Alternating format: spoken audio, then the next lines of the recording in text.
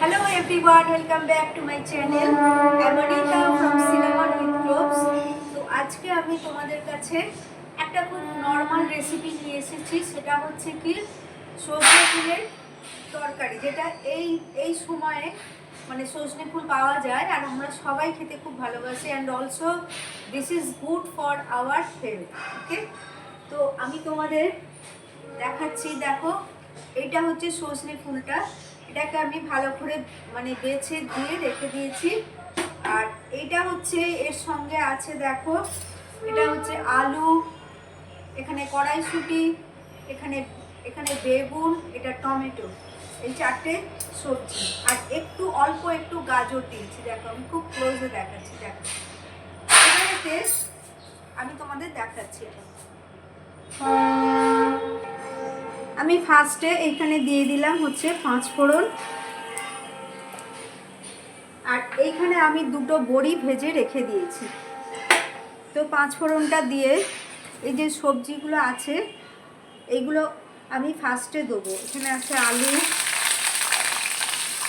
মানে টমেটো বাদে সব সবজিগুলোই আমি দিয়ে দিলাম এতে, বিকজ এইটা একটু নেড়ে চেড়ে করতে হবে, একটু অল্প একটু মানে ভাজা একটা ভাব থাকবে, সেই জন্য আমি এটা দিয়ে দিলাম।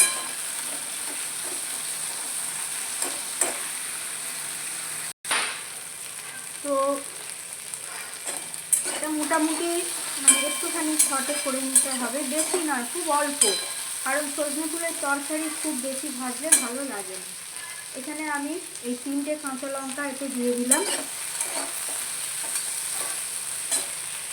এইবারে যে সজনে ফুলটা আমি ধুয়ে রেখেছিলাম সেটা এখানে দিয়ে দিলাম।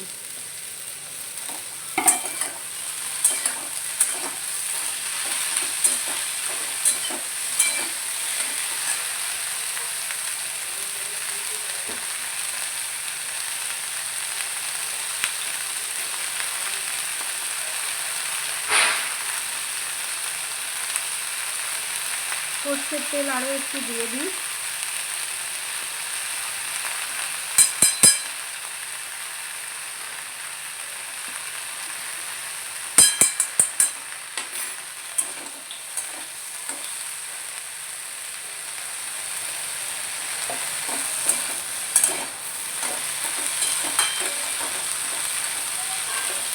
সজনে ফুলটাও একটু হালকা করে একটু ছটে করে নিতে হবে, তাহলে কি হবে, কাঁচা যে গন্ধটা চলে যায়। আর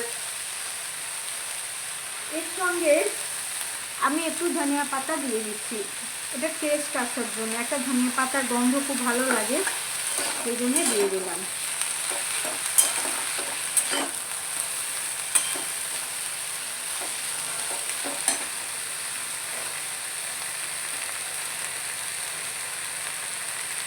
এই স্টেজে আমি এতে দিচ্ছি একটুখানি কাশ্মীরি লঙ্কা, খুব অল্প করে,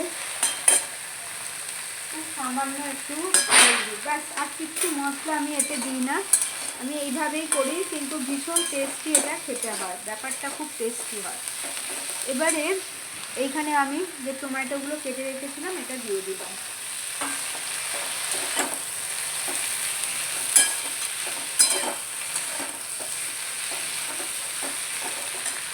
আর এই যে দুটো